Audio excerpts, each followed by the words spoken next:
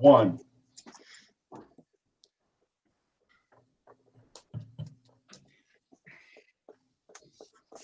We have confirmation that we are live. Yep, we're live. Welcome to the third virtual meeting of the Allen Park Board of Education. As we wrap up a school year like no other, we are very proud of our staff and families for taking the time to celebrate our students and for all that they accomplished this school year in many unique ways. The resiliency and ability to adapt to change is something that will forever be a trademark of this generation. They will never forget this school year and the many lessons learned during it, many of which go well beyond the classroom. It's been a tough and demanding year for all of us, but we can now say we have made it through this school year together. Our school community remains strong. Please continue to keep your focus on taking care of yourselves, your families, and each other.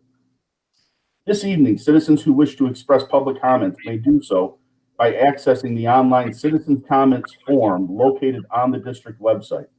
The homepage has a link that will take you directly to the forms as well as to this evening's agenda. The agenda includes a public budget hearing on the proposed 2020-2021 budget. If you wish to make a comment during that segment, please choose the form for this portion of the agenda. Any comments or questions in regard to the proposed budget will be read during item number 8 following the presentation.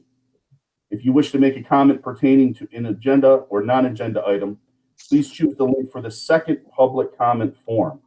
Your comments or questions will be read during item number 12 on the agenda. Comments will be accepted up until that time of the meeting. Please indicate on the form if you wish to receive a written response or if you just wish to make a comment or statement publicly. A virtual board meeting is still new for us and for you. Board members ran a test of this system in advance of the meeting. However, please note that no business took place. It was merely a test meeting. And with that, I would invite everyone to join this in the Pledge of Allegiance. I pledge allegiance to the flag of the United States of America and to the republic for which it stands, one nation, under God, indivisible, with liberty and justice for all. Thank you. Mr. Radowski, can we have a roll call, please? Mrs. Filipiak. Present. Mr. Klein. I'm here. Mrs. McDonald. Here. Mr. Miller. Here. Mr. Moynihan. Here. Mr. Scherer. Here. And Dr. Warren. Here. Thank you. Thank you. We'll seek approval of the consent agenda items, which include approval of tonight's agenda with one change. Under section 10, well, I guess Mike's here. We don't have to make that change now. So we'll go with the agenda as provided. It will also include approval of the June 8 meeting minutes and approval of check registers for June 5th and June 18th. So moved. Support. Been moved and supported. Any comments or discussion? All those in favor say aye. Aye. Any opposed? President's communication, I have none at this time. Reading of communication, Mrs. Filipiak. I have no communication. Okay, and then we'll turn this over. Mr. Darby, you want to go directly to Ms. Keith, or you just turn it over to you for the public video? Yeah, I'll go ahead and introduce Ms. Keith, the Director of Finance. As required by law, a public hearing has been posted and held for the purpose of reviewing the proposed budget for the 2021 school year. Ms. Keith has provided the first draft of the proposed budget, which is also posted on the district website, and is present this evening to provide a brief overview and answer any questions board members or the public may have. Ms. Keith. Thank you, Mr. Garga. I'm going to share my screen right now, so let me know if you guys can't see it.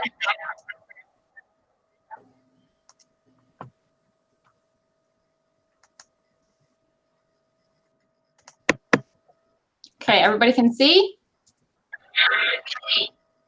Yes. Okay, thank you.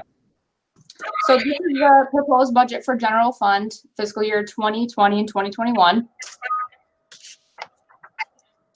The estimated revenue for the budget assumption is still unknown at this time, what we're going to get specifically from the state. So the budget assumptions are as follows for revenue. Our funding is based on a pupil count of 3,800, which is typically what we put in our proposed budget. Right now, our student count is 3,837. State funding includes a scenario for a flat increase, a deficit of 200 per pupil, and a deficit of 650 per pupil. And those scenarios came from a recommendation from the Michigan school business officials at that time, because the state funding was unknown and still is unknown. Since then, we have had the CREC, which is the Consensus Revenue Estimating Conference. That's where the House and the fiscal agencies come together and try to agree on a budget and where the numbers are going to be for the fiscal year ending 20 and going into the fiscal year 21. The CREC during their meeting, they did say that the fiscal year 20 is estimating a 1.1 billion shortfall for the fiscal year 2019 and 20, which will obviously carry over into the fiscal year 2021. So that's one of the big differences I wanted to point out during this presentation, that we didn't know that information back when we did the proposed at the May meeting. The state categorical line items are remaining the same. Again, we don't have state information at this time. Grant amounts were not available when I did the proposed budget in May. We do have some preliminary amounts for title, which those are matching funds, so they don't technically affect the bottom line, because whatever we get for those grants, the expenses and the revenues match. So there's no offset or anything that changes the bottom line. Another important point is the 18 mills have been restored for non-homestead, so that was added back in. I did use the 2019 taxable value when I did the proposed budget, and now we have the 2020 taxable value, which would be another 53,000 added to our local revenue, which I'll point out at the end. Estimated expenditures, I've done two scenarios. Scenario A includes steps and increases for all groups and employees. It does include the 4 teacher replacements that we had retired this year, all at MA step 1, which is 45,000 for this year. I have also included our full-time school psych and school social worker starting in the 2021 year. Hard cap has increased for fiscal year 21 of 3.3%, which would be half of the budget year, since those rates do not start until January of 21. And then the new ORS rates have increased a total of 2.8%. And I listed the basic MIP plan because that's the most, that plan has majority of our employees, our staff are in that plan. That's why I listed that one, but there is 15 or 16 plans, I believe, right now.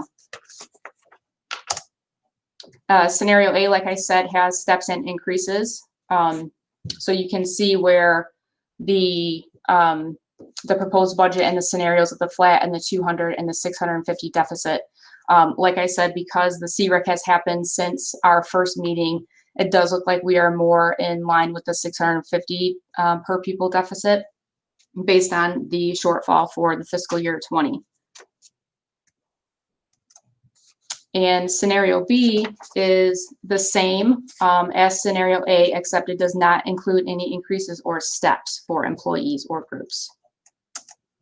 And that one has the same scenarios of flat 200 and 650 per pupil deficit.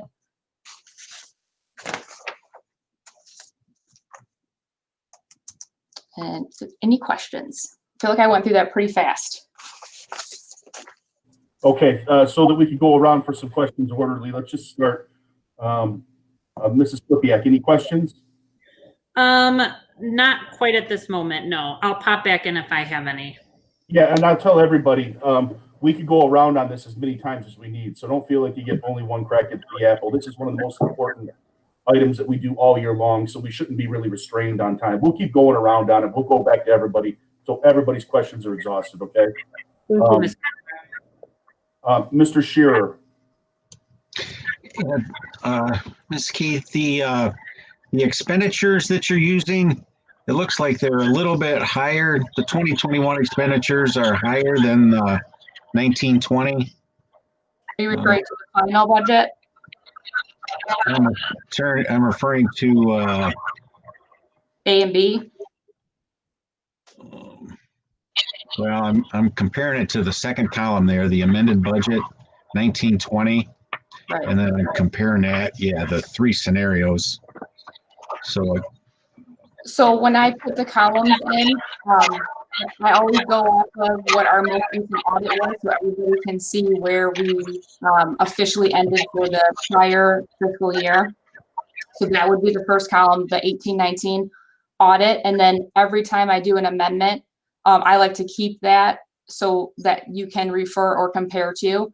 Because we're talking about two different years here, it's kind of hard to compare, especially since there's so many unknowns for the fiscal year 2021. So it's kind of hard to compare it. I mean, there are going to be increases because we do have, the 3.3% for medical costs are going up, plus, almost 3% for retirement in both scenarios. Oh, right. So A has all of the increases on top of another additional 3% for ORS, whereas scenario B still has those fixed costs that we have no control over. We have no control over ORS or hard cap, but this one does not have increases. So it's kind of hard to compare until we get into that year and we start having actual costs. Does that help? Does that help any? Yes, thank you.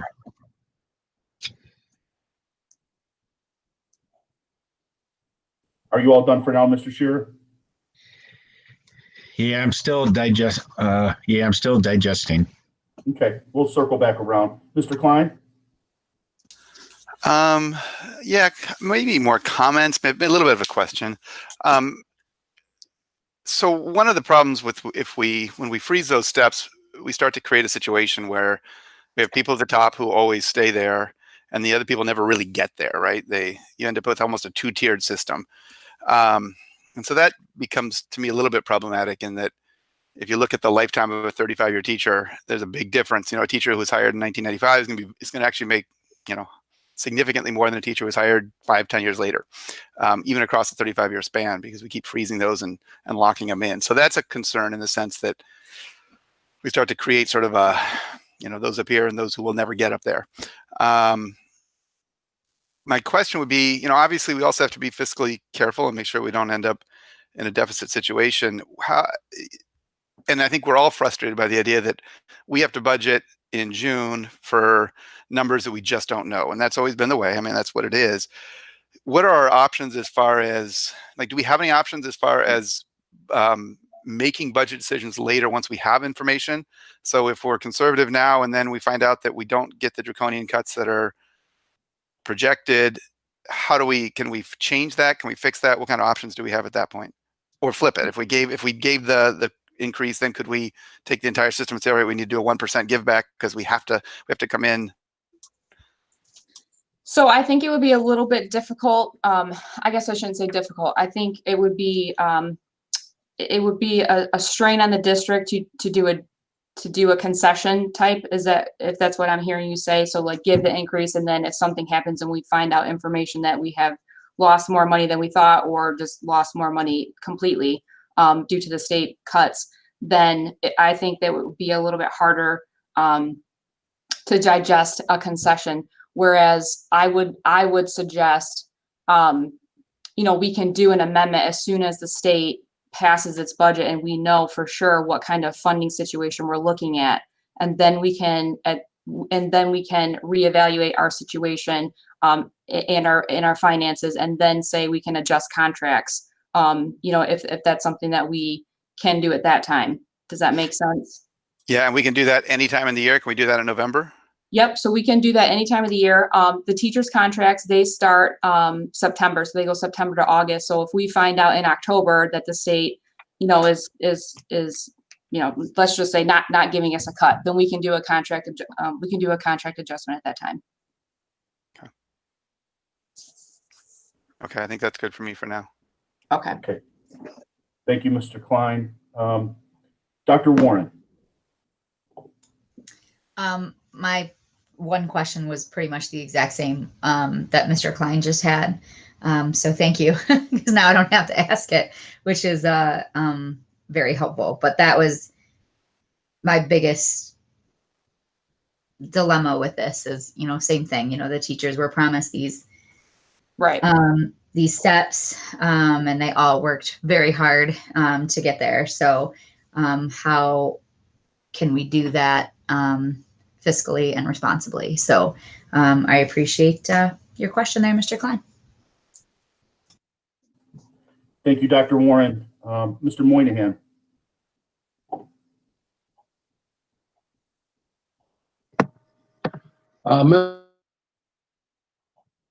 Would be giving you a little history for the people who haven't been on the board, and Gordon will probably attest to this. A lot of our budgets in the many years that we've been on there have initiated cuts at the beginning until we actually found out what was truly available. I guess it's better, like Tiffany said, to let everybody know that it's a great possibility, but we've always worked towards not having to do the drastic cuts, and I think that's where we're now, because we know there are cuts coming. Let's budget for that, and if there is more money, we can change that. We've done it in the past on a number of occasions. Thank you. Okay, thank you, Mr. Moynihan. Mrs. McDonald. Mike Klein perfectly articulated the questions that I had in the scenarios. It seems that we're always in this position of putting the cart before the horse, having to make decisions with no information. Problem solving for problems that we don't know the magnitude of at this point. And that makes it very difficult to make any kind of intelligent decision at this time. So I appreciate this conversation. And I just want to make sure no matter which scenario we decide to go with, that we have a way to rectify it. Now, I know, and I asked Mr. Darga this morning, and I don't know if everybody else knows, but a law was passed a while back about retro pay. So, they made it illegal. Okay. So if teachers aren't given their pay that was negotiated up front, we aren't really allowed to give retro pay to make them whole. So I guess I'm wondering what kind of plan we have for that, if any.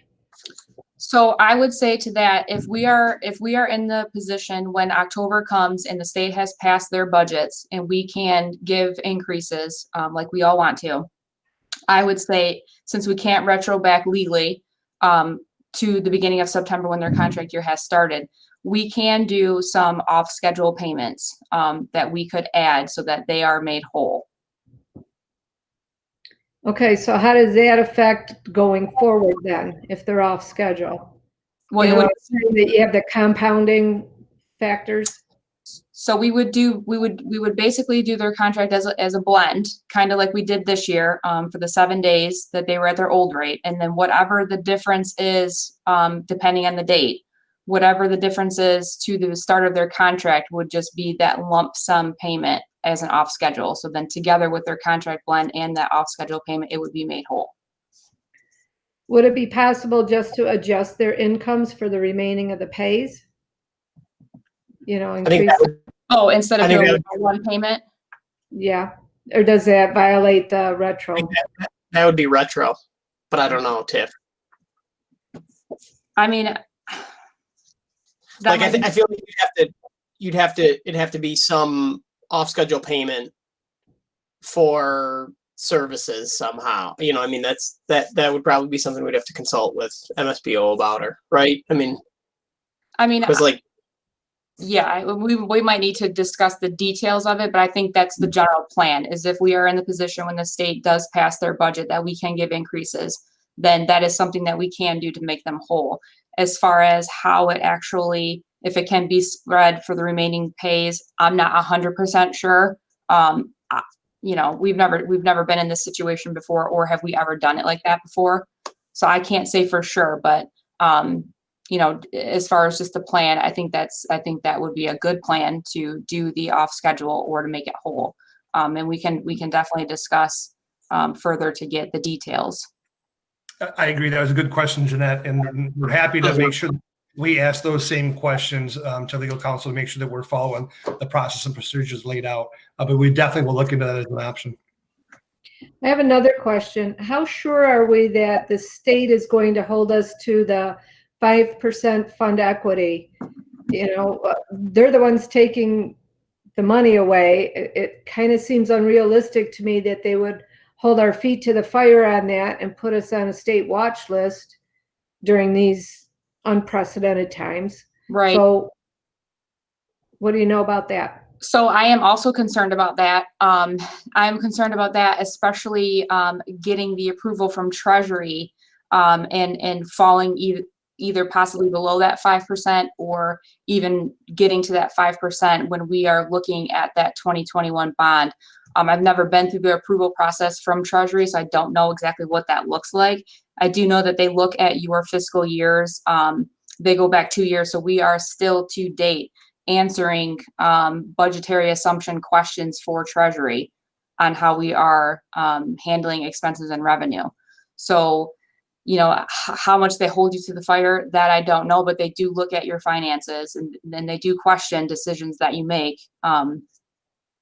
So that is a concern though, because we are going out for that bond or hoping to go out for that bond.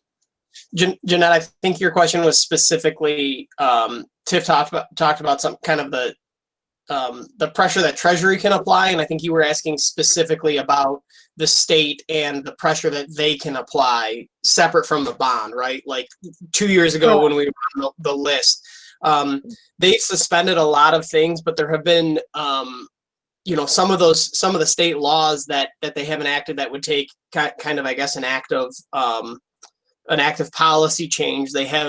We've had to kind of sidestep those and do things to just comply with the law. And so I don't know where the 5% is. Is that something that is a state law, or is that a policy that can be suspended, like, you know, the state testing thing? So I guess that would be another question for MSBO, but that's a really good question too. Like, are they going to pay attention to the 5%? Is the MD going to enforce the 5%? Are we going to end up on a watch list? Or are they just going to say, because of this unique circumstance, we know everybody took a hit, we're not going to worry about a state watch list until 21-22.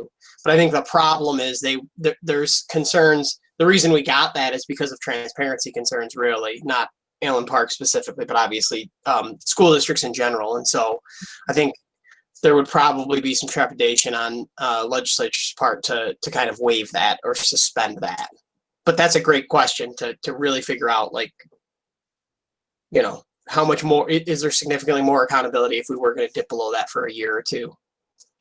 Right. Well, thank you. I appreciate you looking into that. Okay, are you all set, Ms. McDonald? I am. Thank you. Okay. Before we go back around again, Tiffany, could you put up scenario A for me, please? So I remember, I don't know if it was last meeting or the meeting before, but we had kind of a preliminary look at a budget. And I remember seeing that if we were prorated 650 and that 2.58%, I remember that number and thinking to myself, and I may have even said it at the meeting, that I'm for where we're at now, I'm comfortable kind of hanging that out there at this point.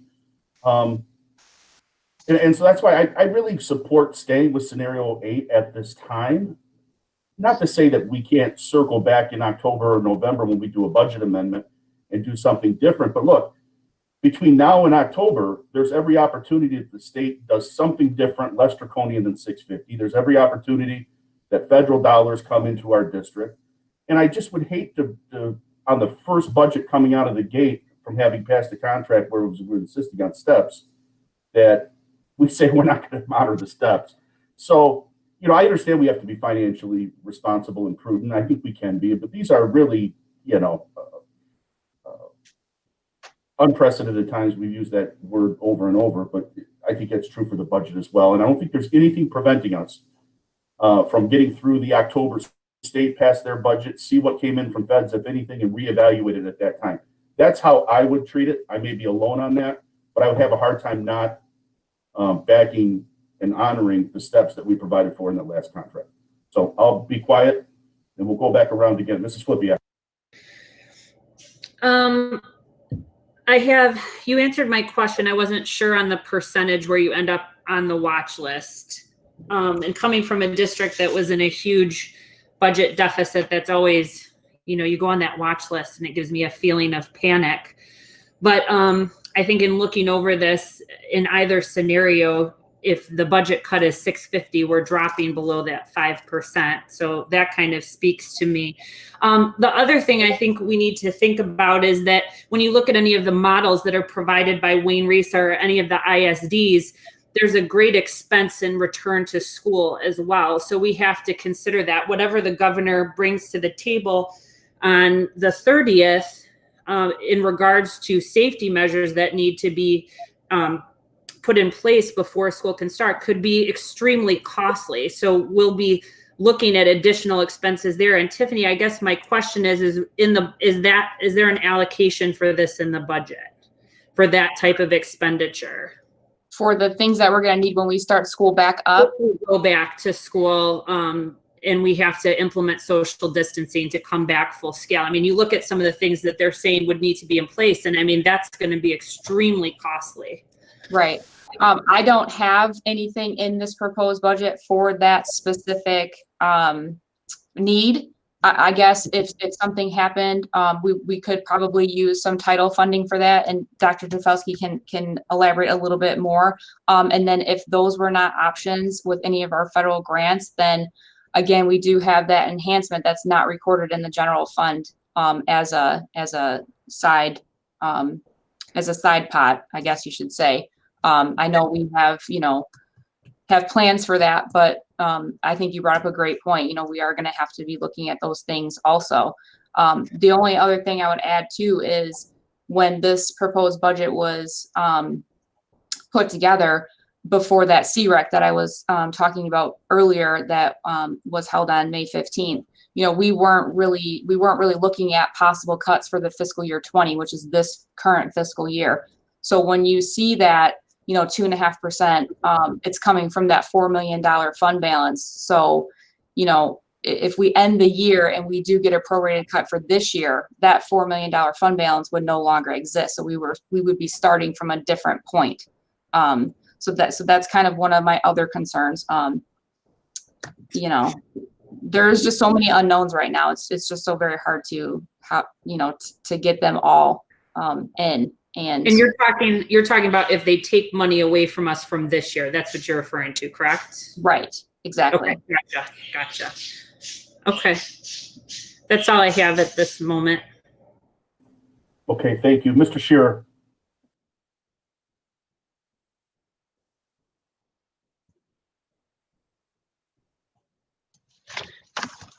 Just to make sure I got it. I don't know if you saw 60 Minutes last weekend, but they had a couple of college chancellors on there talking about what they're going through. And the chancellor for William & Mary said, you know, it's as humans, we abhor uncertainty, and we are just in an uncertainty fest. It's uncertainty palooza. So the trick is to, you know, and it's not easy to embrace that uncertainty and, you know, just roll with it, but it's hard, you know, it's hard. So I guess what I'm hearing, the bottom line is no enhancement millage, and assuming there's no 1920 cuts, that worst case scenario would be 2.58%. that's correct. So I would just echo what everybody's saying. You know, I would go for scenario A. kind of touched on what Mike said. If you're new and you take a freeze on your first year, that compounds, over the years, and it really makes a big difference. And then two, these teachers got put through the ringer at the end of last year. Next year's going to be tough. We're asking them to risk their lives basically to teach, and so it just puts a bad taste in my mouth to even consider it at this point. And what's hard cap mean, Ms. Keith? Hard cap is the amount that we are allowed to pay for their medical costs, Gotcha. and Okay.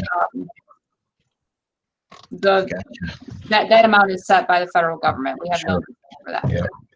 So what I'm used to seeing, or what I've seen in the past, is you would have a page of things called opportunities, and there would be a page that said, here's all the good things that can happen. So for instance, line item 1, we get more students. Line item 2, we get the enhancement millage. Line item 3, whatever else. And then you have a column that says risks, which is PPE. We're going to spend tens of thousands of dollars on plexiglass and PPE, and we've got a risk of 19-20 cuts. And then so you take your risks and your opportunities, and you can, if you really want to get into it, you can weight them. But if not, then you just kind of see if they balance out. But I mean, my experience has been when you're going through something like this, it helps to actually make a list of all the risks. Here's what could bite us, and here's the things that could go in our favor. And it helps you give a comfort level of, how bad or how good it could be. So food for thought, your call. And I just need, and in the category of nitpicking, can you just add page numbers? Because every time I get my deck, I make the page I end up shuffling the deck and I can't figure out what follows what. So Definitely, I'll definitely add page numbers. yeah. So anyway, in short, I think a list of risk and ops, and then 2, I would favor scenario A absolutely at this point until things start to firm up a little. And I don't know what the impact of sports is going to be on budget, if that cuts for us or against us. I don't know, but anyway, that would be all part of risk and ops. That's all I got. Thank you. I think TIF athletics are about 1.5% of our budget, correct?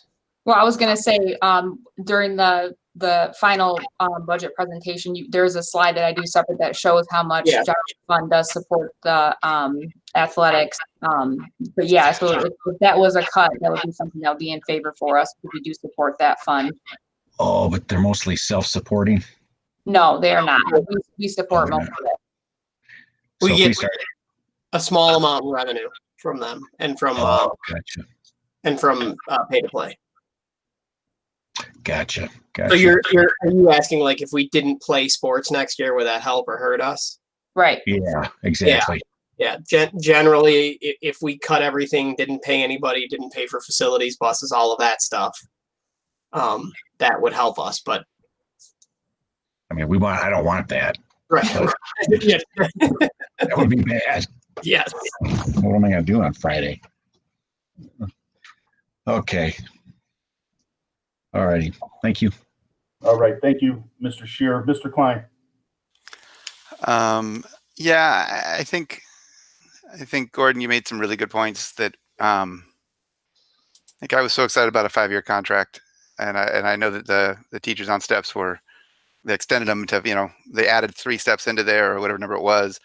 And so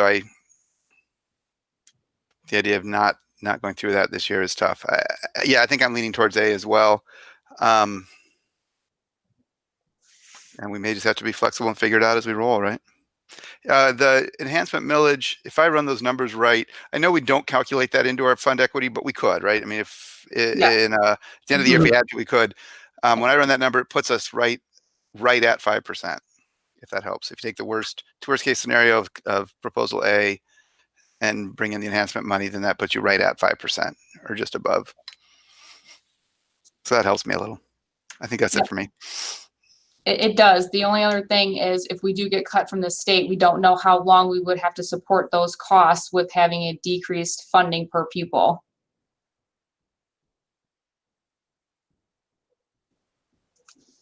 Okay, you want to expand on that a little bit, Tiffany? Just kind of give us a little more on that piece.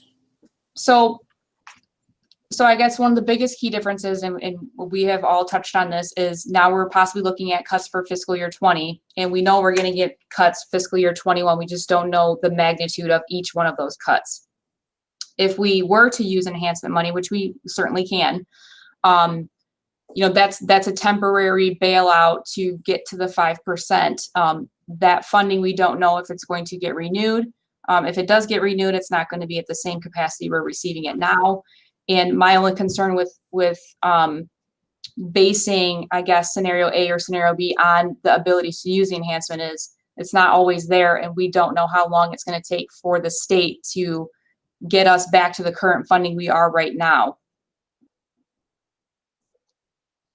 But we would still be having those costs would keep increasing every year, but we don't know if our revenue is going to increase at the same rate. So add that to the list of things we just don't know about, right? Yes. Right. Yeah, just the legacy costs get a little concerning. Right. Okay, thank you for that, Tiffany. Dr. Warren.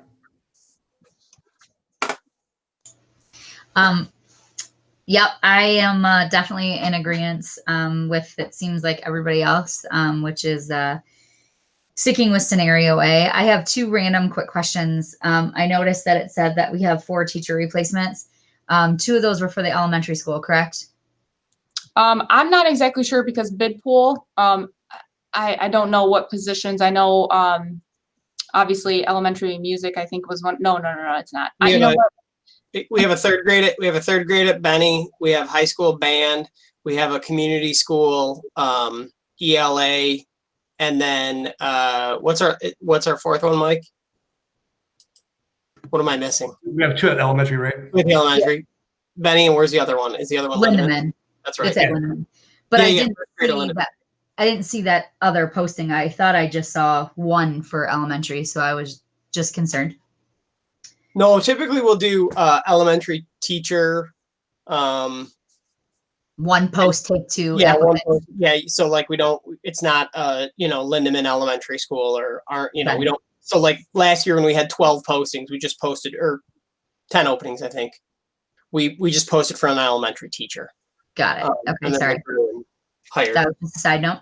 And another one. Just a side note, if we did go scenario B, which it doesn't look like we're going to head that way, which is good. But the one thing my employees always like to tell me is with a off schedule payment, if they make more money, more taxes get taken out. And, they hate that part because then they feel like it took away from the money they earned. But that's just a side note. Doesn't look like we're going to go there. I did look at that MASB, the Michigan Association or the Michigan Association School Board or Michigan School Board Association. And it looks like some of the proposals have passed, which hopefully will help us. But of course, once again, Tiffany, we know nothing. But hopefully we're very hopeful. Yes, that's right. I have seen that some of those have been passing and moving up. So hopefully they keep moving up in the right way. And I did hear Mr. Scheer about sports. I definitely agree that I want those to go, not just because I love them and I love to go watch them, but that is huge for some of our students. And I don't just mean mentally, which is a big thing.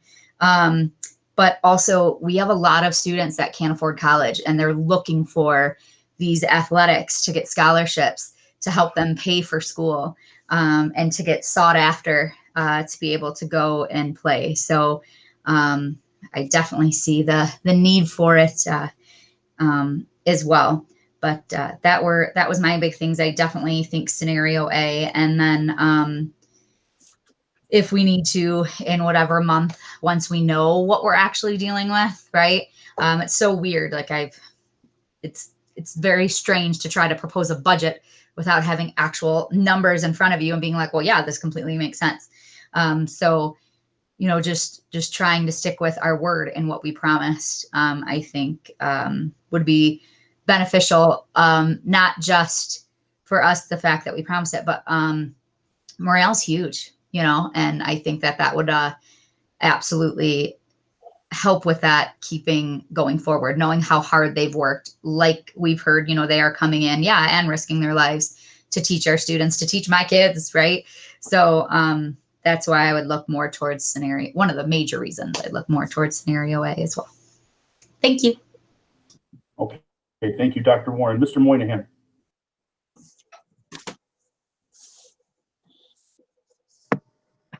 Yeah, I'm on board with scenario A. I think I mentioned that the first time we brought the scenario A and B to the table. I do agree with Tiffany to a little bit, to the point that if we say if we go with scenario A and then we have to go with scenario B, it's gonna be tougher to do. It's easier to give it back than take it away once we gave it to them. But like I said, I've always agreed with scenario A. The 5-year plan was great. Just one more comment for the future, which I'm sure you all be on here for quite a few years, and this is a good reminder that you have to have a large fund balance.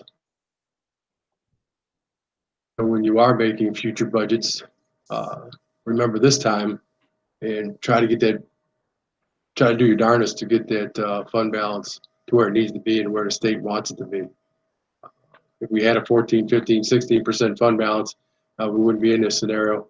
So it's some food for thought for down the road when you are making decisions. Can't do it right now, obviously, but for all the people who just joined in, I'm sure it'll be for many years. Remember this time. You're going to need that money. That's all I got to say. Yeah, thank you, Mr. Moynihan, and your point is well made, although you and I think, can count on one hand how many times over the years we're going to amend our final budget for the 19-20 year over 11% fund equity. I mean, that's rare in and of itself.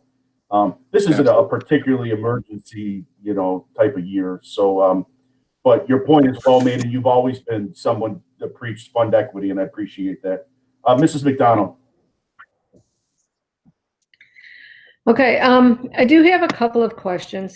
Tiffany, is it premature at this point to have assessed any savings that may have been realized by the district by not having students physically in the buildings? I know Debbie Lee always used to talk about that, the savings on water, electricity, busing, etc. Do you know if savings were realized? So I actually did run the utilities and from 18-19 to 19-20, we have only saved 10 grand total. We did have people in and out of buildings. People were still working when they needed to come into the office. They weren't completely shut down. That's why there wasn't really any real savings there. I did notice about a $30,000 savings on fuel. So we were not spending as much without having buses run from Quick Fuel. But there was really nothing significant because we did pay all of our staff throughout the shutdown, which is almost 90% of our budget. Okay, and that brings my next point. The state said as long as we maintain a continuity of learning, the funding would be there. Are you saying that they are now reneging on that? Well, we've had conversations with my business manager group about that same thing, and there was actually a sheet that went around as to what people were planning on doing at different districts. That was certainly what they had said, and everybody did do that. I don't know if they didn't expect the shortage that they have now. They're saying that the general fund and the school aid fund at the state level are in a deficit. I know they were talking about having another meeting in August after the income tax date of July 15th. So I think they're hopeful that maybe that would help relieve some of that deficit. I mean, I can't really say what their intentions were, but I mean, we certainly were paying everybody, and we did up through their last paycheck. Yeah, and I assumed all necessary reports were filed, et cetera, right? So we upheld our end. Yes. Yeah. The cut is obviously it. I'm sorry? The cut would be a statewide cut, a statewide, they're calling it a proration, a statewide proration. It's nothing that we did. Everything was filed. We maintained our continuity of learning. As you pointed out, they said that they would maintain funding as long as we maintained our continuity of learning. But then there was kind of something that took hold. I'm not sure where it came from or who suggested it, but it was, hey, what about a proration for this year? And there are plenty that have come out and said we are not in favor of that in the state legislature, Republicans and Democrats. But it's still something that's kind of being bounced around because there is such a big hole in the general fund for the 1920 school year. So, but again, to your point, Jeanette, they said do this, we did it. There's no reason we should receive that proration. Okay. Thank you. Okay, thank you, Mrs. McDonald. All right, we've gone around twice before. I don't, if we don't have to, I don't want to go through and call everybody's name. Raise your hand if you've got any more questions on this particular issue or comments. If not, all I would say is this. Tiffany, I want to thank you for the way you handle a budget and frankly for the conservative manner in which you approach a budget. I think that's the proper way to approach it for a finance director. I'm thankful you do that. So thank you for your efforts in that regard. Thank you. I appreciate it. Yeah. And then a word of caution for all of us collectively is there's nothing to say that 4 or 5 months from now, there may be a doomsday scenario that we all have to regroup on and rethink this whole thing. But we don't have enough information yet to do that. It sounds like most of us are comfortable kind of going with scenario A and then moving forward. But, there is a potential that we have to revisit this at some point down the road. I'm thinking sometime in October or November after the state passes its budget and we know what we get from the feds. But anyway, enough of that. Moving forward, Dr. Tefelsky, do we have any citizens' comments pertaining to the 2021 proposed budget?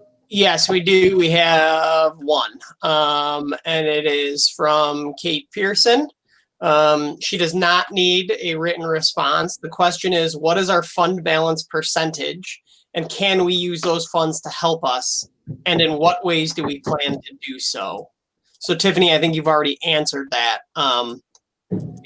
The fund balance percentage as we're closing 2019-20 is 11.14, I believe. Yeah.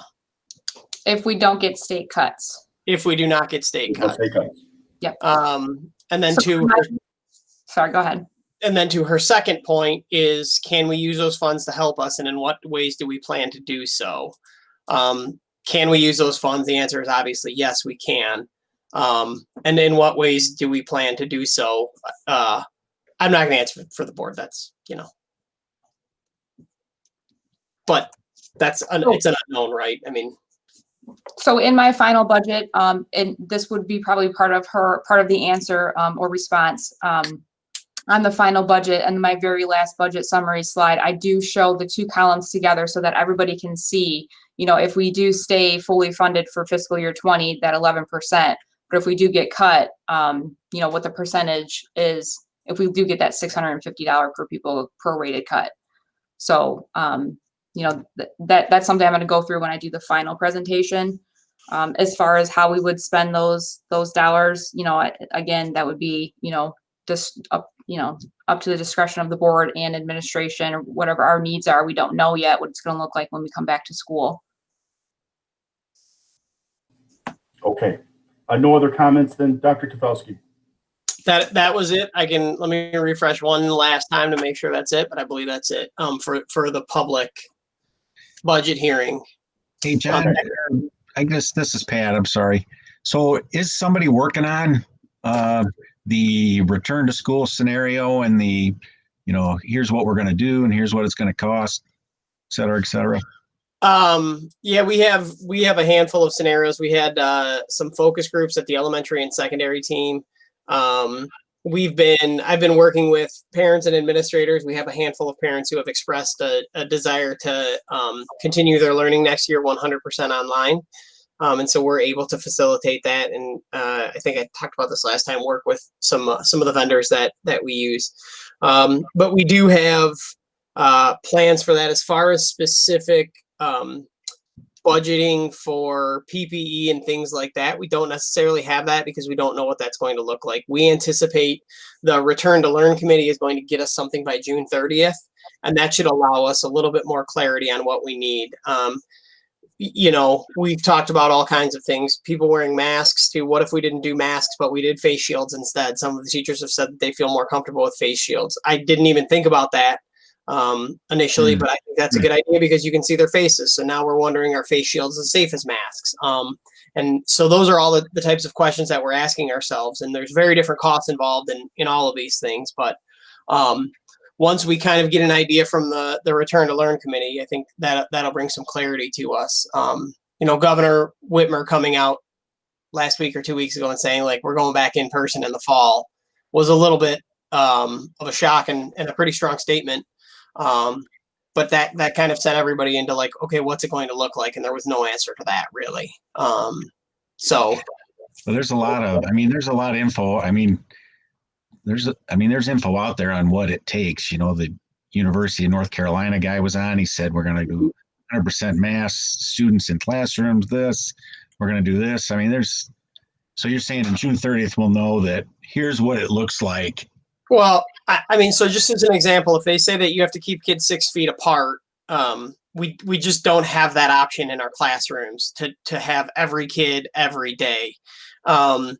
The idea that, like, you know, every kid is going to wear a mask 100% of the time, you know, being a high school principal for 9 years, like I couldn't even get all of my high school kids to, you know, wear a t-shirt every day of their life, let alone put a mask over their face. So like, you know, we're not even bringing in kindergartners and, you know, then kids who are in middle school who kind of have their little rebellious phase. So sure, University of North Carolina can say that, and that's great. But, you know, my 5-year-old daughter would like a word with him real quick. I was going to say the same thing, John. I'm like, my 6-year-old is gonna, yeah. Here, I mean, you can't get the people at Kroger to wear the mask up here, right? And they're adults, so. And even that, Dr. Warren, like, you know, the high school kids, like, who we all just assume, like, oh, they're high school, they'll do it. Like, they don't, you know, I mean, not everybody is going to be able to do it all day, every day. So I think that's why we're kind of waiting before we present, you know, to the board. We're coming back 100% in person, and this is how we're going to do it, or we're going full online or whatever. Yeah, especially in August when it's hot in that building. Yeah, we really need some guidance from the Return to Learn Committee to see what in-person learning is even going to look like. Because again, I hate to jump in here, but we're starting to deviate a little bit too far away from our agenda. Why don't we start popping back over our agenda? Any of those types of things are open game under reports of officers, obviously. Why don't we try to plow through our agenda, and then we can have those open items at the end if we could do that. Tiffany, if you want to unshare your screen. Thank you. All right, we'll move on to item number 9. Mr. Darga, personnel.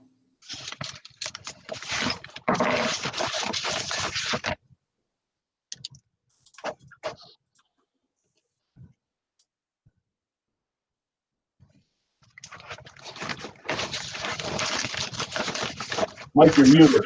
You're muted. That better? All right, very good. We are recommending that individuals as listed be employed. The candidates were interviewed and recommended by committee. As appropriate, background checks have been conducted.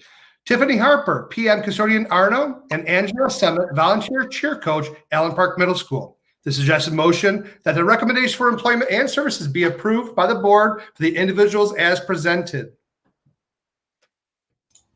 So moved. So moved. Second. Okay, it's been moved and supported. Any questions or commentary? All those in favor say aye. Aye. Aye. Aye. Any opposed? Motion carries. Thank you. Resignations, retirements. We have received and accepted the following resignations. Tanya Duffy, counselor, Allen Park High School. We wish Tanya the very best in her future endeavors. I had a great exit interview with Ms. Duffy. And once again, on behalf of the board, I wish her the very best.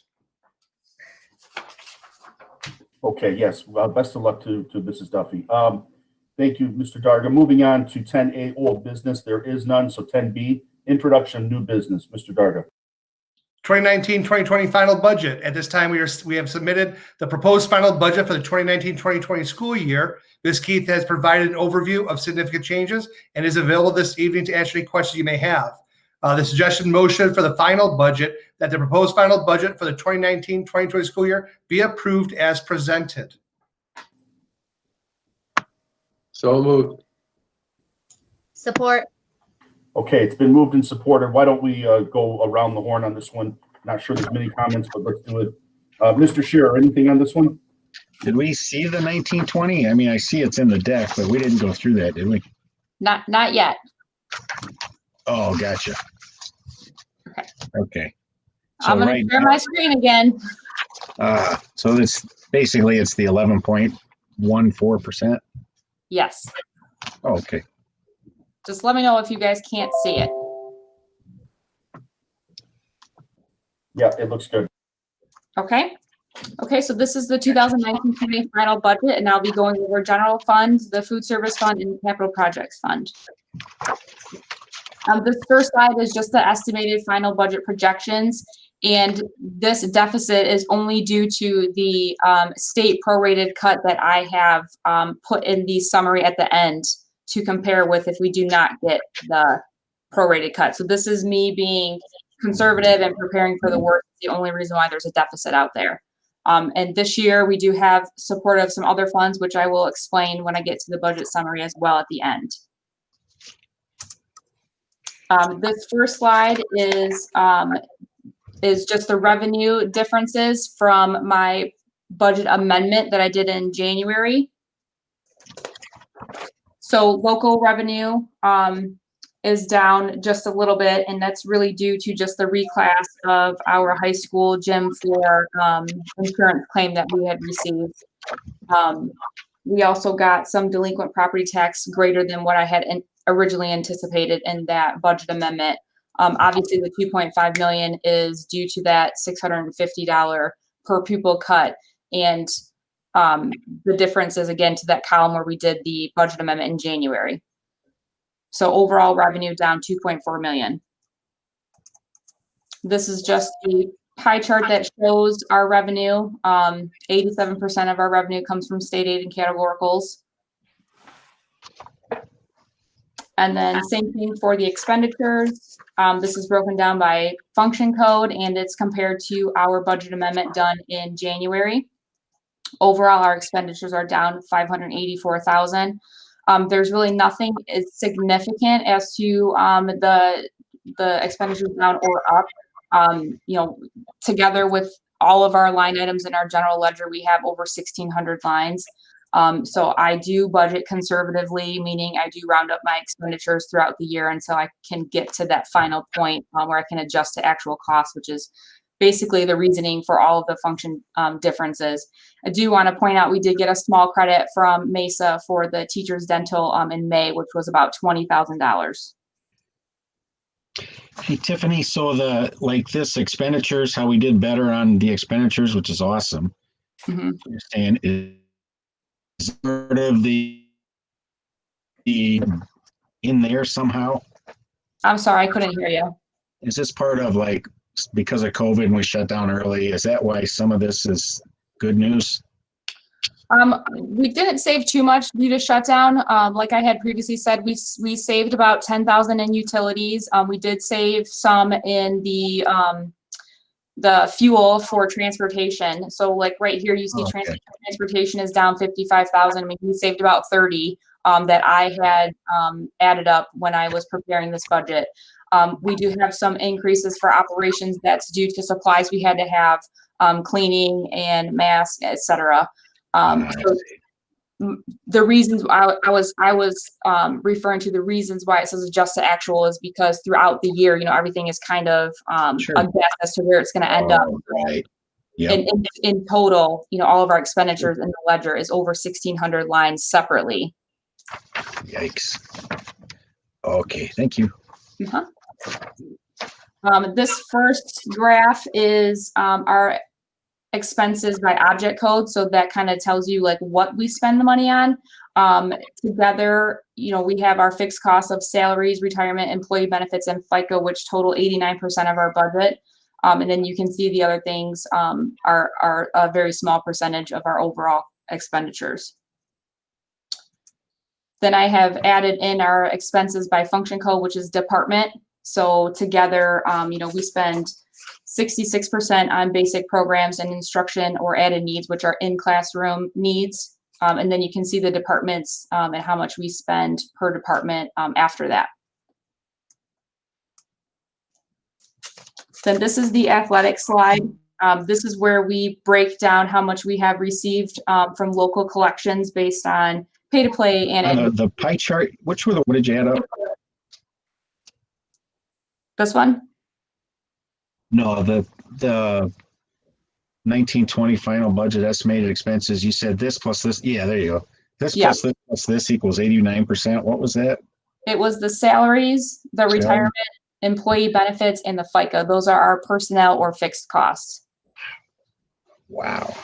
Okay, thank you. You're welcome. So here is the athletic budget where we break down how much general fund supports the athletic budget. The gate admissions and activity fees together about 124,000. And then you can see the expenses broken down by high school, middle school, and community school. And then overall, the general fund does support that, does support athletics almost 350,000. This year, it's a little bit, it's a little less for the local collections because we did do some refunds for pay to play and et cetera. So it's not quite as high as it would have been if we didn't have COVID. Is the activity fee pay to play? Yes. So does the community school not have any sports? It's got zero in expenses? We didn't have any coaches or anything that we paid this year, just high school and middle school. Gotcha. Awesome. Thank you. And then this is the breakdown for the 2019-20 food service budget. I did put down the difference in sales. They were impacted greatly due to COVID. They lost about 153,000 in sales. They make a lot of their revenue on a la carte and side items that they purchase throughout the year. But you can see how much they have in sales, breakfast, lunch, a la carte, and then miscellaneous, and then their federal funding is really what supports their program mostly. Here I had, when I was putting this together, we did not have the June federal funding, which I have in my desk right now, which was almost 34,000. So the general fund won't have to support at 90,000. It'll be more about 58 or 59.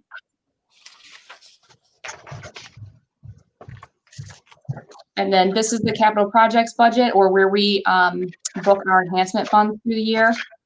So you can see our total revenue for enhancement was a little over 1.4 million. And then we had some delinquent collections for enhancement.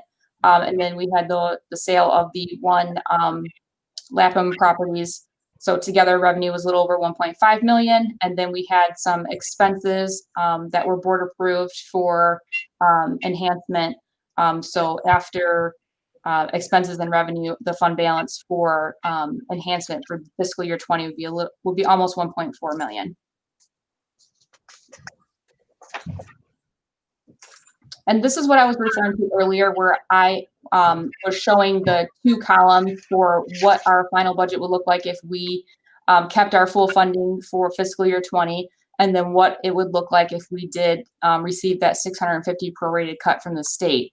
So you can see the difference. And this is kind of where I was speaking on that $4 million fund balance going into the 2021 year. When we were doing the proposed, we didn't have any insight, didn't have any ideas that we were going to be getting cut for fiscal year 20. But now that seems to be something that could be a reality for us. And if it does, the magnitude of 650, we would then be going into the fiscal year 21 with a $1.9 million fund balance versus that 4 million. So, that's also the other point of that. And then that is it. Okay, let's go back around. We'll start again with Mr. Shearer. Anything? Last question, I promise. At least on this, the enhancement, we're here where it says enhancement on the capital budget products or projects budget. That's the enhancement millage. This is where it gets added into the budget. Got it. Okay. But just because it's here doesn't mean it can't be used for operations. That's correct. It can be if it's decided to be used that way. Got it. That's it. Thank you. All set, Mr. Shearer. Thank you. Mr. Klein. No questions. Dr. Warren. No questions. Mr. Moynihan. Good job, Tiffany. No Thank question. you. I appreciate that. Mrs. McDonald. Thank you, Tiffany. No questions. Thank you. Mrs. Flipiak. No questions. Okay. Yes, thank you again, Tiffany. You do a great job and we appreciate it. Thank you for your efforts. We're probably done with that slide, I would guess, at this time. Okay, I'll go in and stop sharing. Okay. So, Mr. Radowski, did we already have a motion and second on this particular item? Yes, we do. We do. We Okay. have a motion made by Mr. Moynihan, supported by Dr. Warren. Okay, thank you. With no one else having any comments or questions, then we'll put it to a vote. All those in favor say aye. Hi. Aye. Aye. Any opposed? Okay, motion carries. Mr. Darga, 2020-2021 budget adoption. Excellent. As presented at the May 11th Board of Education meeting, and again during the public budget hearing earlier this evening, the proposed budget is based upon the information currently available. The proposed budget was presented as a scenario A and a scenario B with identical budget assumptions and facts. However, scenario B is based on no increases of steps of any district employees. Like so many organizations, COVID-19 is projected to have a tremendous impact on the school aid fund, with projections up to a deficit of $650 per pupil for an approximate loss of $2,470,000 to our budget next school year. This deficit information is based on the latest consensus revenue estimating conference. Obviously, there's a great deal of uncertainty around us in the state's budget. For the school aid fund is just one more unknown piece of this time. School districts must approve a budget by June 30th of each year for the upcoming school year for the fiscal year of July 1 through June 30th. The state must finalize their budget by September the 30th of each year for a fiscal year of October 1 through September the 30th. At this time, the board may present a motion for the adoption of the proposed budget for the 2021 school year as presented in scenario A or scenario B, and we can open the floor for board questions or comments regarding this proposed budget, which has already been done. A suggested motion, and once again, the suggested motion would be that the proposed budget for the 2021 school year be adopted as presented in scenario, and then you guys, we would fill in the blank. So at this time, it's open to the board to have a discussion. Per the discussion earlier, obviously, scenario A or proposal A was obviously a favor. So we would need a proposal from one of the board members to move that through. Proposed motion? Okay, move. Is there support? Support. Okay. Motion and support to adopt scenario A. We beat it up a little bit. Anybody else, raise your hand if you have any further questions on the adoption of this particular budget. Okay, seeing no questions, all those in favor say aye. Aye. Aye. Any opposed? Motion carries. Moving forward, general appropriations resolutions for 2020-2021 budget. Mr. Darga.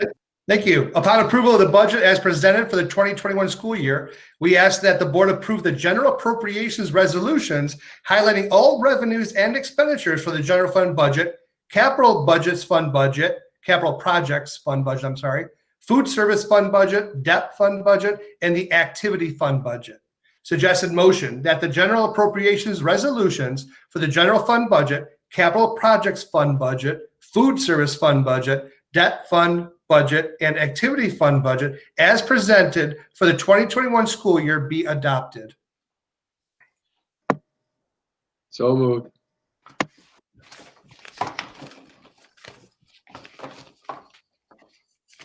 Second.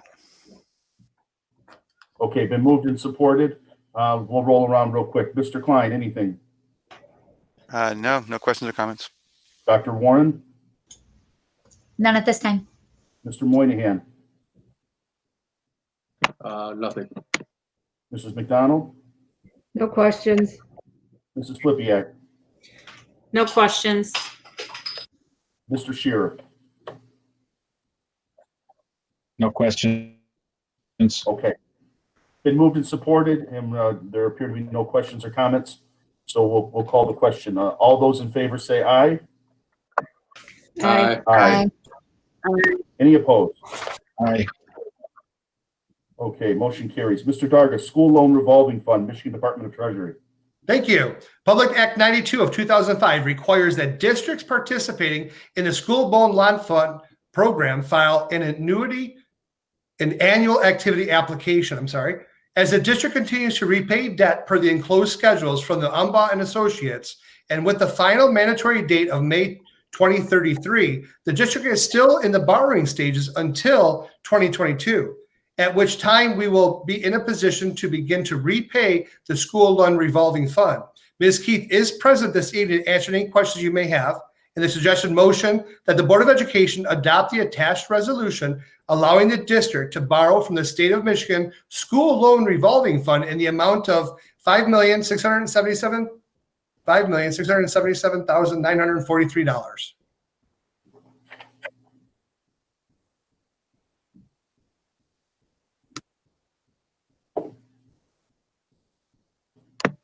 Okay, moved.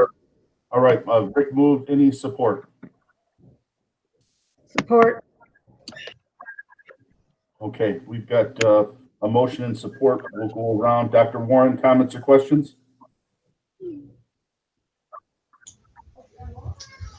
Sorry, honestly, my kids just walked in and they were screaming.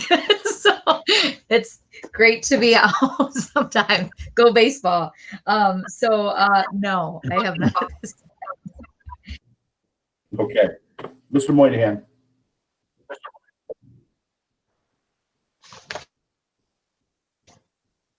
Mrs. McDonald. No questions.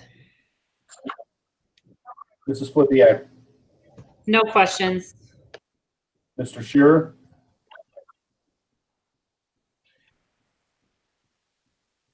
The mics just came in screaming too, but they're screaming for more money. Yeah. But no questions. Okay, Mr. Klein. No questions. Thanks. I'm good. Okay. All those in favor say aye. Aye. Aye. Aye. Any opposed? Aye. Motion carries. Mr. Darga, Cash Flow Borrowing, Michigan Finance Authority. Thank you. Attorney Matt Heiser of True Law Firm has received cash flow projections, and per usual, borrowing will be necessary to ensure a sufficient flow of cash to meet our financial obligations, amount not to exceed $3 million. The lowest deficit point in September 2020, we do not receive any state aid in September and are moving to 24 pay periods. In addition, the district runs 3 payrolls in July and a $1.5 million payback to the state. The cash flow workbook monthly projections are from July 1, 2020 through August 31st, 2021. A conservative estimate is that interest costs will be approximately $54,500. Tiffany Keith is available this evening to answer any questions you may have. The suggested motion that the Board of Education adopt the attached resolution authorizing the district to borrow an amount not to exceed $3 million for cash flow purposes and pledges future state aid payments to repay the loan. Okay. Do we have a motion? So moved. Support. All right, been moved and supported.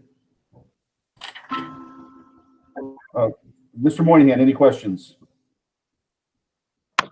Not at this time. Mrs. McDonald? I do have a question. So do the 24 pays then replace the current 21 pay for some and 26 pays for other? Is everybody going to the 24 pay? It does replace it. I think we would still give the teachers the option if they want to do the 21 pays. Okay. All right, thank you. Thank you. Mrs. Flippia. I have no questions at this time. Mr. Shearer, No questions. Mr. Klein, Yeah, no questions. Although I guess Tiffany, 24, that goes to what, the 1st and the 15th then? Is that how we do it every month? Actually, we were going to do the 10th and the 25th of every month. Cool, thanks. okay, and Dr. Warren. So my only, I guess it's more of a comment, but Tiffany, am I correct that this will help especially to, you and I were talking about business owners having the opportunity to delay their taxes a little bit if they've had an economic hardship due to COVID-19. I did get that, just to let you know, today. You saw it too? Okay. No. So I did get that today as a business owner. So this would greatly help with that, knowing we're going to get that money. I mean, unfortunately, we have interest, but it would greatly help with that too, correct? Right, because we do not receive any state aid in September, and we do not fully collect our local revenue by September. So this just supports our cash flow needs for that month and moving forward. Thank you so much, Tiffany. You're welcome. Okay, it's been moved and supported. All those in favor of passage say aye. Aye. Aye. Any opposed? Okay, motion carries. Mr. Darga, adoption and purchase of Springboard English program for Allen Park Middle School. Thank you. Dr. John Tofelsky has submitted a proposal for the adoption and purchase of the Springboard English program for Allen Park Middle School. The program has been reviewed and approved by the ELA K-12 committee, as well as by the Instructional Curriculum Council, which is known as ICC. The English department at Allen Park Middle School has not had a new book since 1994. The books are old, outdated, and lack a comprehensive curriculum with skills our students need to be college ready and career ready. In the last several years, teachers have not had a consistent curriculum and have been using materials from many different sources. The initiative was spearheaded by Ms. Lisa Radakovich, ELA Department Chair, and Dr. Tofelsky is with us this evening to answer any questions you may have. The total cost for the implementation for grades 6, 7, and 8 with a 3-year contract is $53,960.36 for core instructional materials in print and digital to be paid from the Wayne County Enhancement Millage funds. Suggested motion that the Allen Park Board of Education adopt the purchase of the Springboard English program for the Allen Park Middle School, which includes student materials, teacher resources, and formative and summative assessments from College Board in the amount of $53,960.36. Motion. Second. All right, it's been moved and supported. Mrs. McDonald, questions, comments? My comment is I'm glad that there's the digital component to it as well, because we don't know what's going to be happening in the future. So glad to see we're moving that way, and here we go. Thank you. That's right. I agree with you. Mrs. Flipiak. I think it's really awesome that you're finally purchasing a new program. You got the last one when I was a junior in high school, so that's awesome. Mr. Shearer.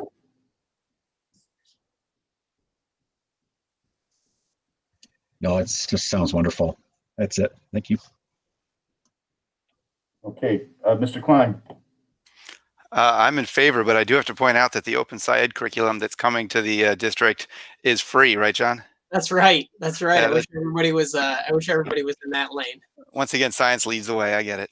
The nonprofit college board is only charging us $53,000. There you go. All right. Thanks. That's it for me. Thank you. Dr. Warren. I'm still laughing. Way to go, science. Yeah, absolutely. I think that's amazing. Same thing to echo Mrs. Flipiak. When you give those years, I'm like, wait, I was in school then. So absolutely, definitely a time to move forward and get new material. With it being online and giving that online option, like Mrs. McDonald said, that is absolutely amazing, especially with these times. But also, too, even if we do go back face to face, it's one extra avenue for these students to be able to study at home and to learn at home when they're not in class. So if they didn't grasp a subject material or something like that, they might be able to review it online. I think that's amazing. Thank you. Absolutely. Mr. Moynihan. Well, I think it's a great use of the Wayne County Enhancement Millage to enhance our curriculum. That's what it's for. Agreed. Good. Okay. We've gone around the horn. It's been moved and supported. All those in favor of the motion, say aye. Aye. Aye. Any opposed? Motion carries. Mr. Darga, item 10B7, purchase of oven for Allen Park Middle School. Ms. Karen Gomez has submitted a proposal for purchase of 2 rational combination ovens for the food service kitchen at Allen Park Middle School. The current double stack steamer ovens have recently been decommissioned and have been used daily for 20 years. In addition to the steamer ovens, 2 of the 4 convection ovens have needed multiple repairs over these past years. Due to the age and estimated repair cost in the $9,000 to $12,000 range for the steamer ovens, it is Ms. Gomez's recommendation to replace the ovens with new combination ovens. The new ovens will bake, convection bake, steam, and air fry. Allen Park Middle School is a base kitchen to prepare food items for not only Allen Park Middle School, but also services the 3 elementary buildings as well as the community school. The ovens are crucial to food service operations for all 5 buildings. Estimates were secured from HPS and Stafford Smith, and with Ms. Gomez is recommending Stafford Smith as the vendor of choice. Stafford Smith was awarded the Wayne Reese formal equipment bid this year. 2 costs of the rational combination ovens, including installation, is $35,501 to be paid from the Wayne County Enhancement Millage Fund. Suggested motion that Allen Park Board of Education approve the purchase of 2 rational combination ovens from Stafford Smith in the amount of $35,501. So moved. Second. All right, and moved and supported. Mrs. Flipiak, anything? Not at this time. Mr. Shearer. Do they take away the old stuff as part of this? Like, or is the old stuff just keep piling up? It will be disposed of, correct? Got it. Okay. And then I would just put in a plug for, I think an assistant service director would be, I know money's tight, but I think we should give her all the help we can. She's a revenue machine. That's it. Okay, thank you. Mr. Klein. No comments. Dr. Warren. Besides wanting to try out the air fryer myself and that big monster, no comments. Mr. Moynihan. Just to echo my last comment, I think we're using our enhancement millage funds in the proper way, getting things we need and keeping them out of the general fund budget. I think we're doing a good job. Okay, thank you. We've had our commentary, been moved and supported. All those in favor say aye. Aye. Aye. Aye. Aye. Any opposed? Motion carries. Moving forward, item 11, superintendent's reports. Mr. Darga. Thank you very much. First, I want to just congratulate Diploma Day 2020. Congratulations to our graduates and their families at the Allen Park High School and Allen Park Community School. Kudos to our administrative team, staff, and parent volunteers for helping create an amazing event for our school community. Our seniors and their families absolutely loved this event. It was fun, casual, and memorable. In all honesty, it was one of my all-time favorite graduation celebrations. I wanted to switch gears a little bit also and kind of piggyback a little bit on what Dr. Tefelsky was talking about earlier regarding the executive order. On Wednesday, June the 17th, our governor announced an in-person in-school instruction that I'm sure that you've all heard about.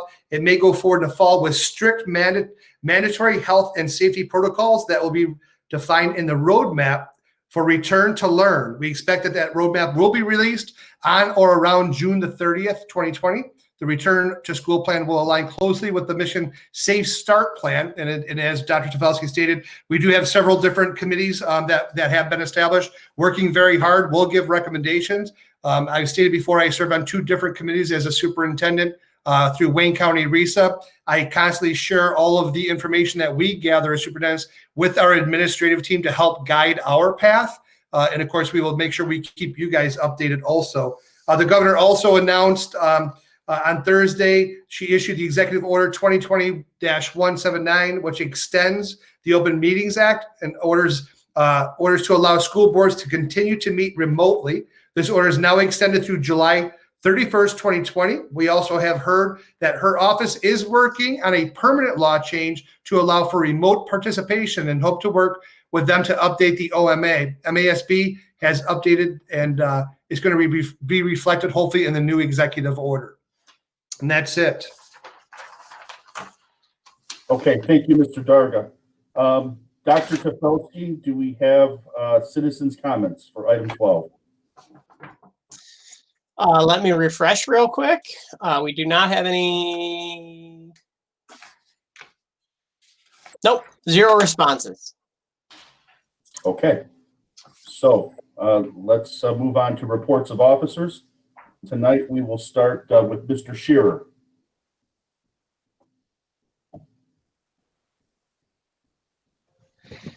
I get my speaker, my audio cuts in and out a lot. I don't know if you guys are doing that to me on purpose, so I stop asking questions, or if everybody's is.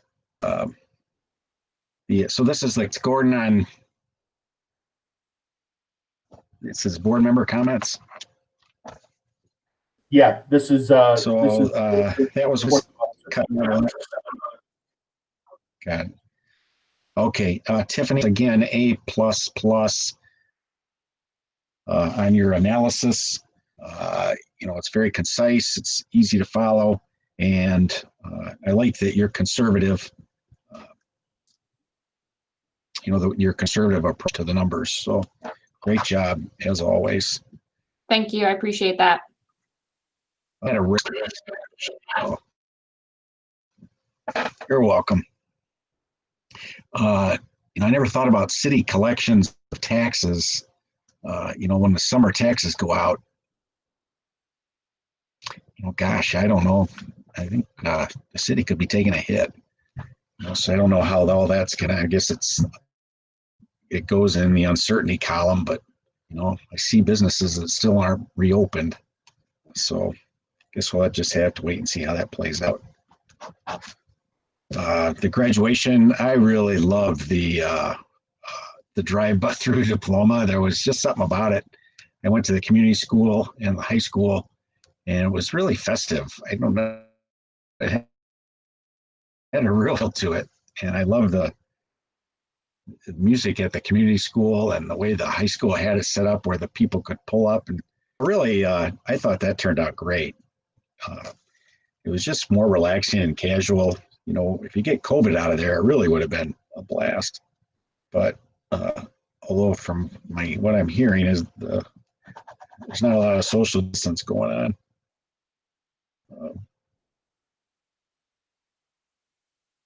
You guys saw this, but the mayor sent a nice letter to all the graduating seniors. Just kind of it was almost like a commencement speech. It was kind of a retirement, or here's lessons learned, and great job hanging in there. I see what you're saying now, this whole return to learn and return to school stuff. So they'll come down with recommendations and then we'll go from there. So I guess I can see where we'd be in the wait and see mode. Next, I am serious. I am putting in a plug for getting Karen an assistant, because that is a brutal job. Even more, I know she has a helper now, but even more help. So food for thought.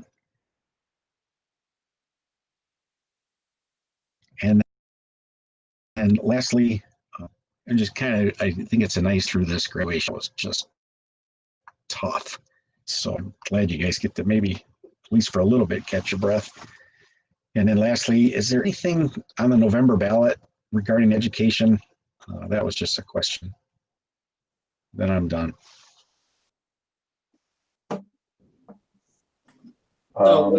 Wayne County Enhancement Millage. Yeah, The renewal. the renewal.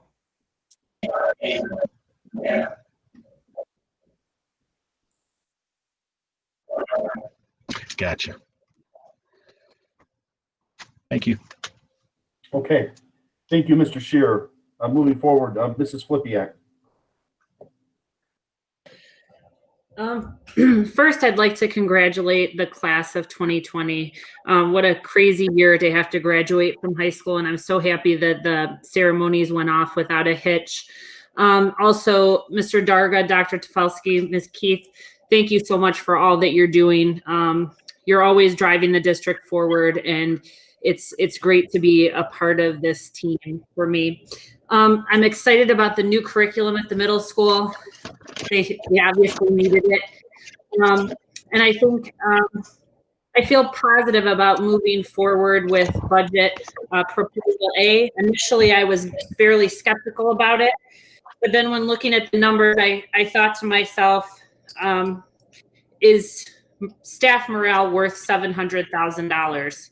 And I think the impact that it would have had would be far greater. And we do have opportunities to make changes if necessary. And hopefully there'll be a resolution that will keep all of the districts in Michigan whole. And I hope for that moving forward. Thank you. Thank you. Let's go, Mrs. McDonald. I echo the previously stated sentiments about the class of 2020 and their graduation ceremonies. I followed some of them on Facebook. They looked fantastic. Only wish I could have been there in person, but maybe next time. And feedback from kids, some of them, mentioned that they actually liked it better. So maybe something to think about as we make plans for upcoming years. I'd like to thank Tiffany for all of her hard work.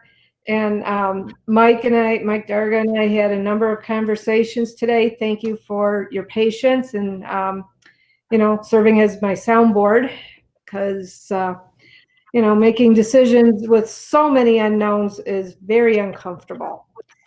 So I'm glad to know that if things pan out and turn out to be worse than what we have anticipated, we can, make adjustments and move forward. So I think this is the most responsible thing for right now. So, and I appreciate the opportunity to round robin questions and hearing what the other board members had to say and how they were processing that. I think that's invaluable. So thanks, everybody. It's it. Thank you, Mrs. McDonald. Let's move on to Mr. Moynihan.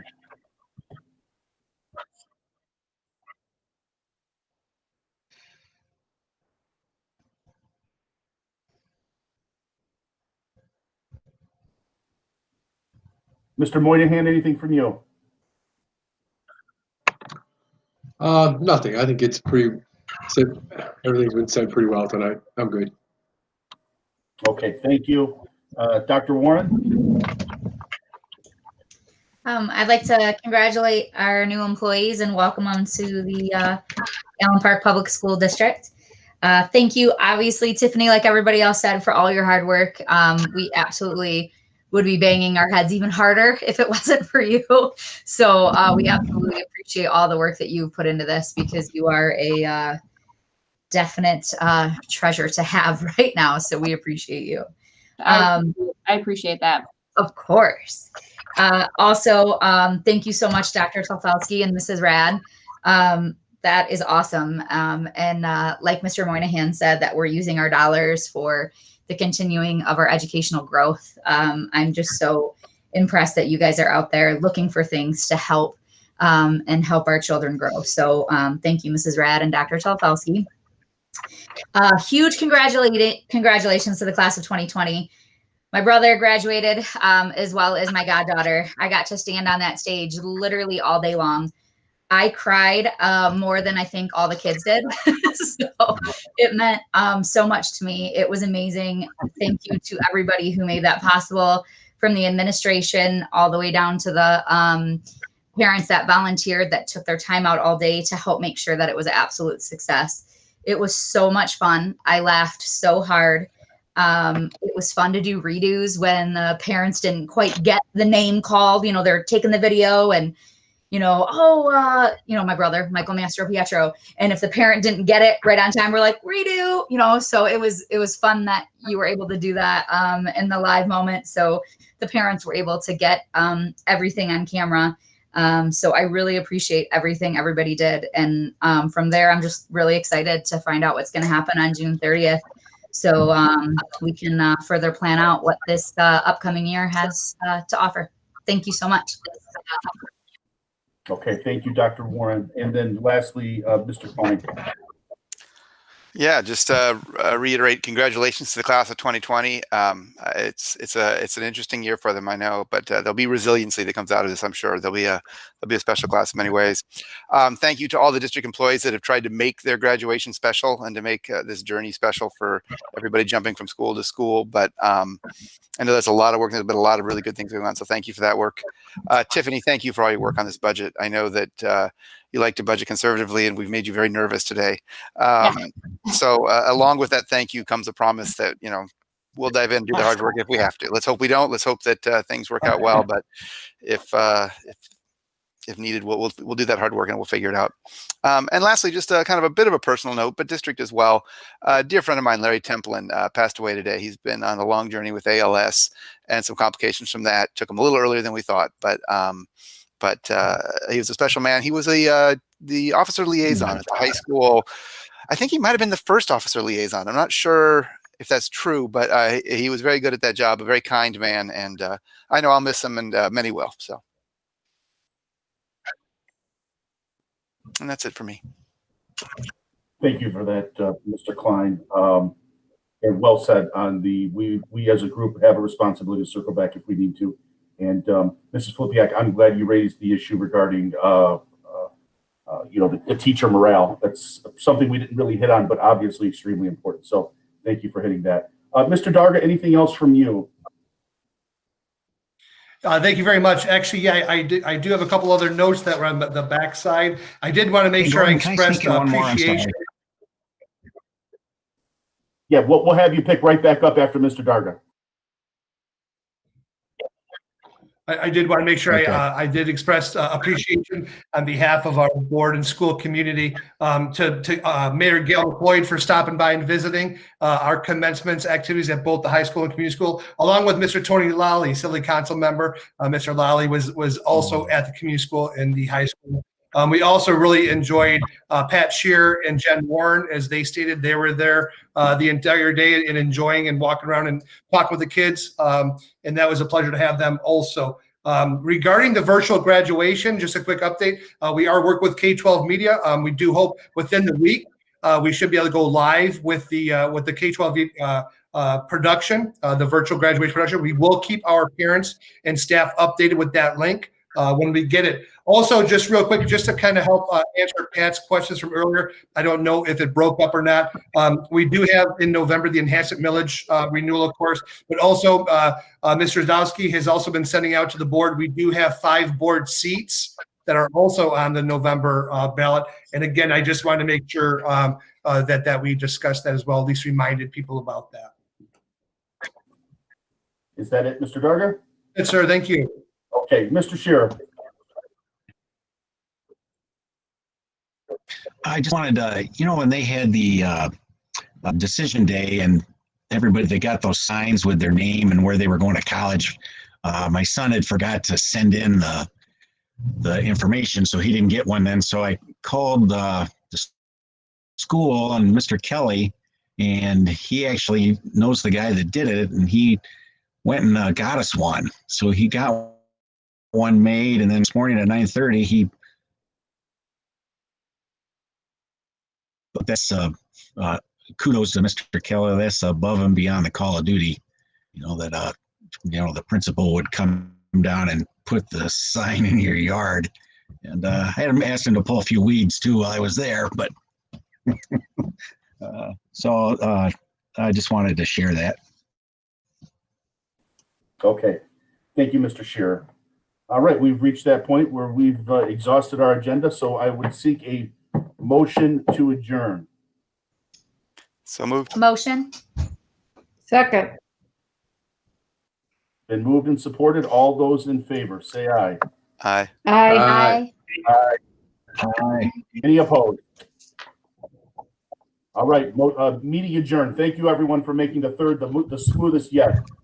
Bye, everyone. The fourth. Thank you. Thanks, everyone. Bye.